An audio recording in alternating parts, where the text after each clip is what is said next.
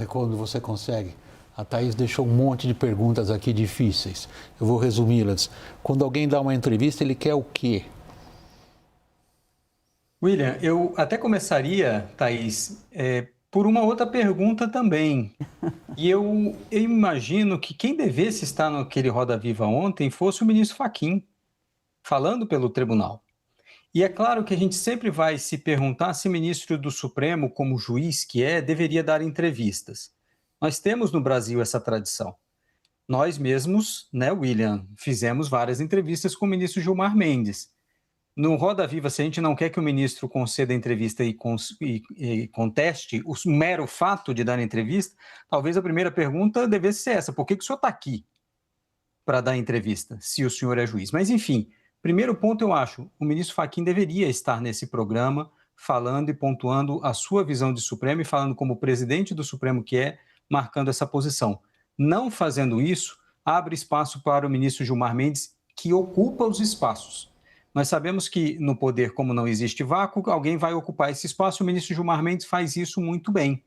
E ele está fazendo isso. E eu acho que tem uma questão acoplada a isso, Thaís, que é, em certo momento, o Supremo ficou sem defesa. E alguns ministros começaram a ver isso, que o tribunal estava indefeso diante dos problemas que estavam acontecendo. Não para menos, o ministro Flávio Dino saiu e fez declarações, propostas de reforma do judiciário, deu várias decisões que foram contestadas depois, decisões polêmicas, avançadas em certos assuntos, e agora o ministro Gilmar Mendes faz isso também. Então, me parece que o objetivo também é se colocar diante disso para ser um porta-voz do Supremo. E aí eu discordo de um ponto, não como decano. O ministro Gilmar Mendes dava entrevistas com frequência, mesmo não sendo decano. Essa é uma característica própria do ministro Gilmar. E aí um outro objetivo, Thaís, aí para não parecer novamente naive, eu acho que é sim minar um pouco e equilibrar o jogo na turma. Tentar equilibrar o jogo na turma. Muito se fala agora de que existe um novo equilíbrio de forças na turma da qual ele faz parte, na segunda turma do Supremo Tribunal Federal, porque o ministro André Mendonça está ganhando força. Uma nova equação, um novo equilíbrio de forças dentro do Supremo. Isso é conjuntural, meramente conjuntural. Tem dois processos que estão na mão do ministro André Mendonça, do caso do INSS e Banco Master, que causam, claro, um desequilíbrio e uma importância maior para ele. Mas isso é meramente conjuntural.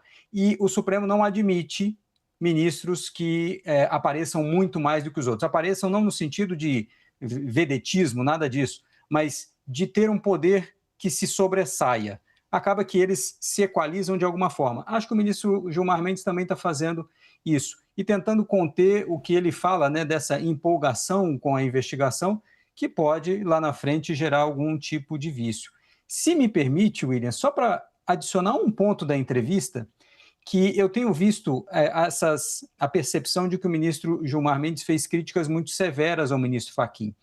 E quando a gente estava lá no programa, tentou-se adjetivar, inclusive, essa relação, ou tentou-se colocar na boca do ministro Gilmar Mendes algum adjetivo em relação ao ministro Fachin, ele rechaçou e ainda disse: ele é meu amigo. E mais, nesses intervalos, com a sua censura, inclusive, William, de não poder discutir essas coisas no intervalo, mas ficou muito claro que um código de conduta vai ser aprovado em algum momento. O problema, ele repetiu, o problema é o momento em que foi proposto o código de conduta e a forma como foi feita. De resto, as negociações já começam a ser feitas, ele pacificou um pouco mais a relação com o Edson Fachin, mesmo repetindo essas críticas ontem, mas eu acho que o que ele tentou evitar em vários momentos já demonstra um novo momento nessa relação, e a minha aposta aqui é de que em algum momento, lá no ano que vem, a gente vai ver esse código de conduta aprovado. Talvez menor do que nós gostaríamos, mas alguma coisa deve ser aprovada.